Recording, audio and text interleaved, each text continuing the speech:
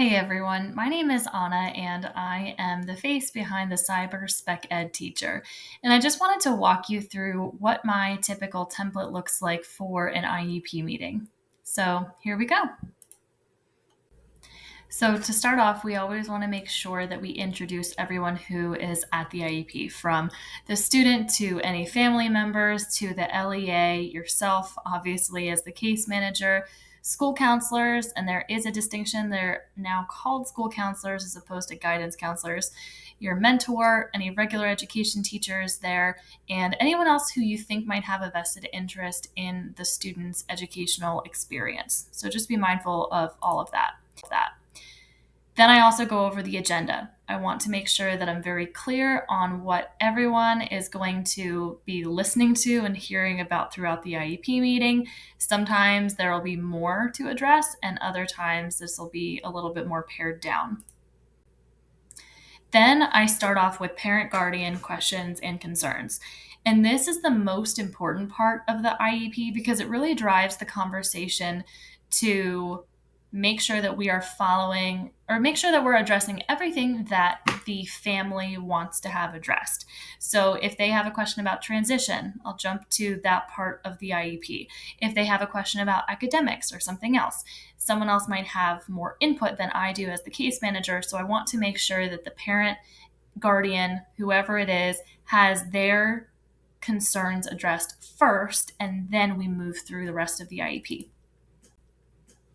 I do go over the disability, but when the student is there, we want to make sure that the student is aware of what disability they have, and we want to always have it in really student-friendly terms.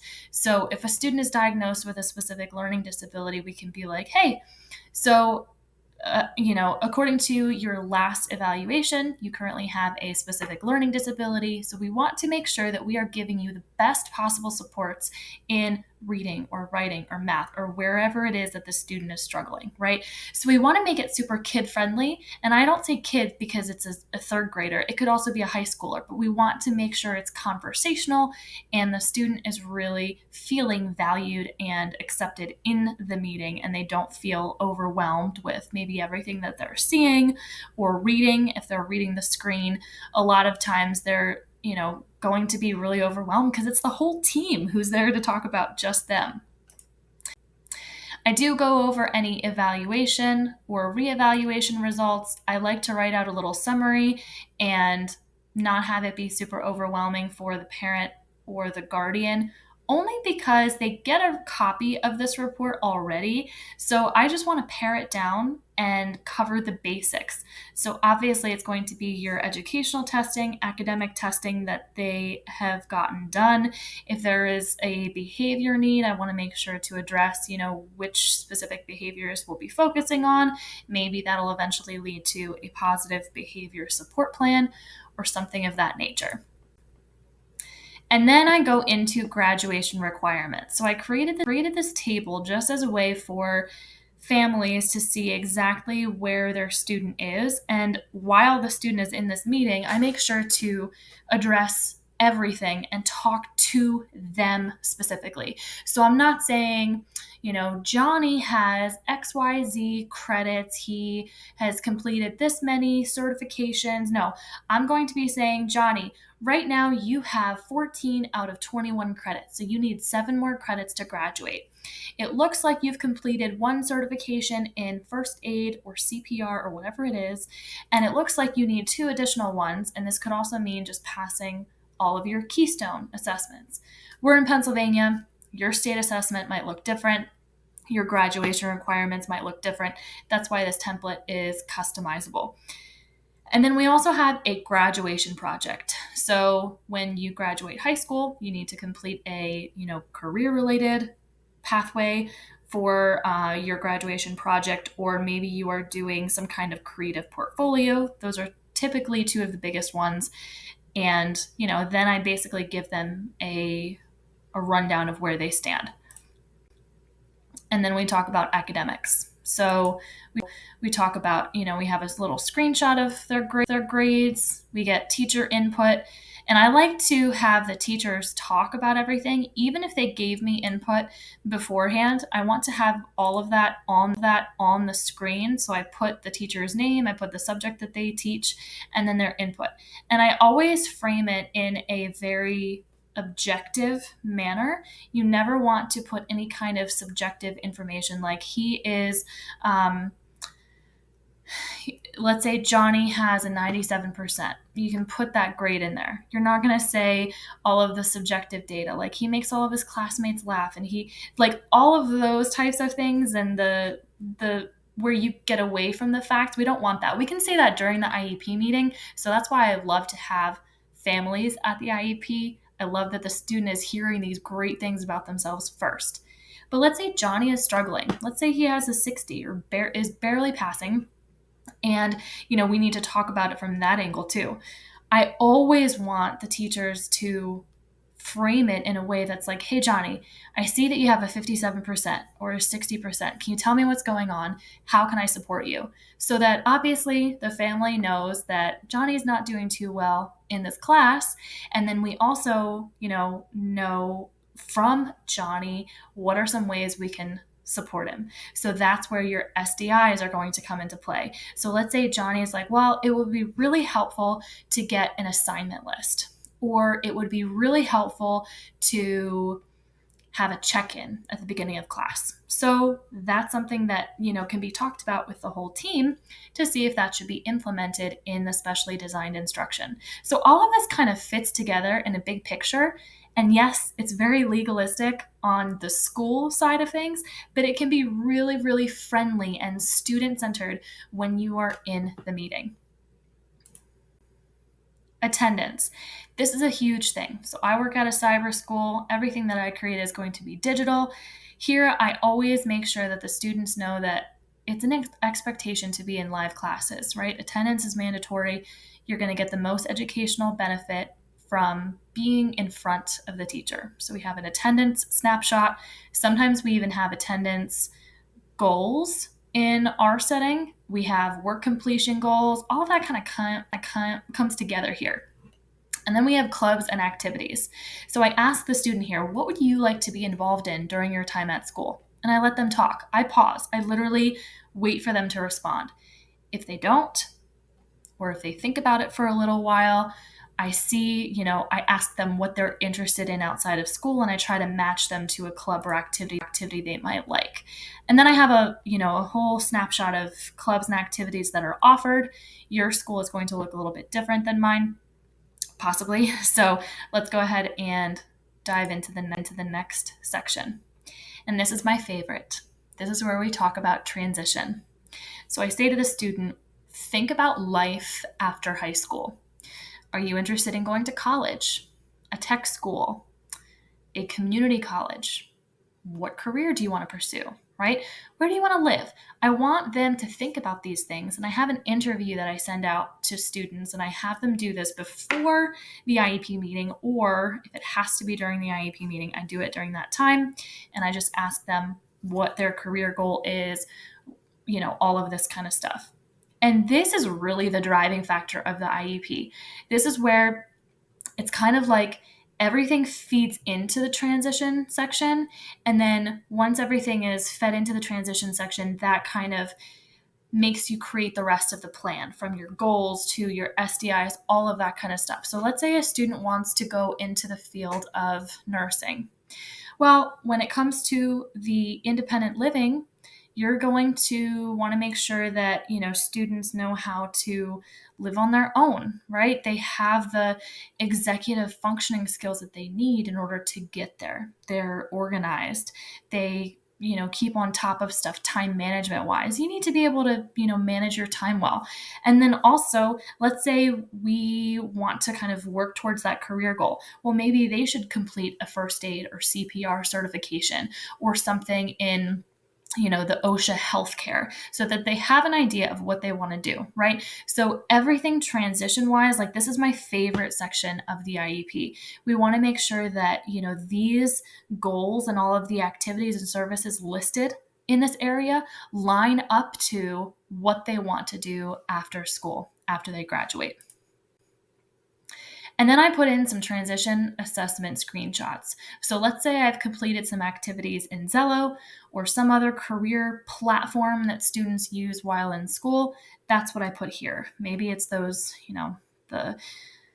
the learning style inventories or something of that nature. Well, that might not be exactly what you want to put in here only, right? Like you want to have a robust kind of portfolio for students, but that's a good starting point. And then any other kind of transition assessments you give them. And then we get into the conversation about state and local assessments. So these for us in Pennsylvania, it's PSSAs and Keystones. And then we just talk about, that timeline, what that looks like for that particular student. And then some testing accommodations. Maybe there are some individual accommodations that students need outside of what's already in the IEP, or maybe there are things that were needed, in previous testing years because they don't test each year. So maybe there's something that's not needed anymore and it can be taken out. So we talk about that. And then we talk about their proposed goals. So I always say proposed goals because me as the case manager, I have ideas of what the student should be working on academically, behaviorally, socially, emotionally. Maybe they have, related services and they have those kinds of goals. We want to make sure the team is on board and understands why there are goals in each area. But here's where I ask the student, what are, things that you think you need to work on? Do you think that a math goal in such and such area academically would be good? And the student typically, is a little bit apprehensive to answer, right? But you want to guide them into, hey, here's what we're going to work on because it's going to help you go become that nurse. It's going to help you if you master this reading level, we're going to then move up to the next level in reading, which means that you're going to be closer to meeting that nursing goal. Same with work completion, same with attendance, right? That's going to help you. Attendance isn't just like, hey, let's go to school because it's important. Yes, school is obviously important, but we want to set them up for success when it comes to a job because they're going to need to set their own alarm and they're going to need to go to work, right? So if they don't have those skills now, they're not going to be able to become a nurse, right? If they don't already have all of those things in place. So we just want to make sure to support them. And then we talk about SDIs and related services. We touched on that just a teeny bit. Here is where I put in the SDI screenshot that I typically take from IEP Writer. That's what we use in PA. And at our specific school, I know all schools are different with what they use.